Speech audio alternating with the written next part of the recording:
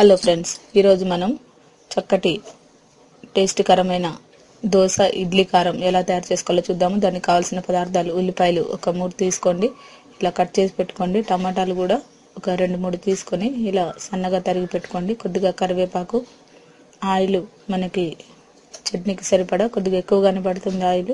ఆవాలు ఒక 2 స్పూన్లు తీసుకోండి. జీలకర్ర ఒక స్పూన్ తీసుకోండి. ఉప్పు మన టేస్ట్కు తగ్గట్టు.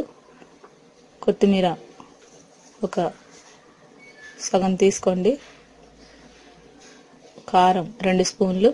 వెల్లుల్లిపాయలు ఒక 2-3 తీసుకోండి. ఇలా పొట్టు తీసి పక్కన పెట్టుకోండి. మిక్సీ జార్లో ముందుగా ఉల్లిపాయలు ఇలా పొట్టు తీసి శుభ్రంగా కడిగి వాటిని ఇలా సన్నగా తరిగి పెట్టుకోండి. ఇవి మిక్సీ జార్లో వేసిన తర్వాత దీంట్లోనే అన్ని కూడా ఇంగ్రీడియంట్స్ అన్నీ వేసుకోవాలి.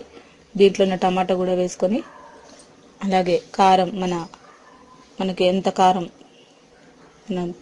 తినదగినంత కారం తీసుకోవాలి. దీంట్లోనే ఉప్పు కూడా వేసుకోండి.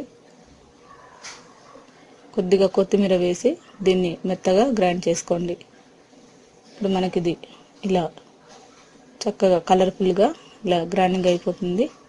ఇప్పుడు మనం పోపు వేసుకుందాము. దీన్ని ఆయిల్ మనకి ఎక్కువగానే పడుతుంది. ఒక 4-5 స్పూన్ల ఆయిల్ వేసుకోవాలి.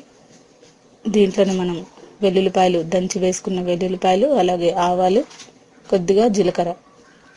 ఇప్పుడు మనం దీన్ని కొద్దిగా వేగిన తర్వాత ఒక 2 నిమిషాలు ఇలా వేగిన తర్వాత ఈ మిక్సీ పట్టుకున్న ఈ ఉల్లి కారం అంటే ఉల్లి టమాటా కారాన్ని దీంట్లో వేసుకోవాలి. ఇది మనం అన్ని పచ్చివే వేసుకున్నాం కాబట్టి ఒక 2 నిమిషాల పాటు ఫ్రై చేసుకోవాలి. ఇది మనకి గట్టిగా అవ్వకూడదు. కొద్దిగా వాటర్ లాగా ఉంటేనే మనం దోశలోకైనా ఇడ్లీలోకైనా తినడానికి ఈజీగా ఉంటుంది. ఇప్పుడు ఈ విధంగా కొద్దిగా ఆయిల్ బయటకు వచ్చిన తర్వాత స్టవ్ బంద్ చేసుకొని చివరిగా కొత్తిమీర వేసుకొని ఇప్పుడు మనం దీన్ని సర్వ్ చేసుకోవచ్చు. ఇప్పుడు ఇది మనకి రెడీ అయిపోయింది. స్టవ్ బంద్ చేసుకొని ఇప్పుడు ఫ్రెష్గా ఉన్న వేడివేడి ఇడ్లీలో ఈ చట్నీ కలుపుకొని తింటే బాగుంటుంది. అలాగే పల్లి చట్నీ కూడా వేసుకోవచ్చు, మీ ఇష్టం. దీంతో పాటు పల్లి చట్నీ కూడా కలుపుకొని తినొచ్చు.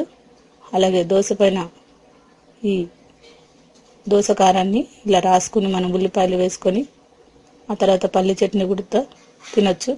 ఇప్పుడు మనకి ఇది రెడీ అయిపోయింది. ఈ రెసిపీ మీకు నచ్చినట్లయితే లైక్ చేయగలరు.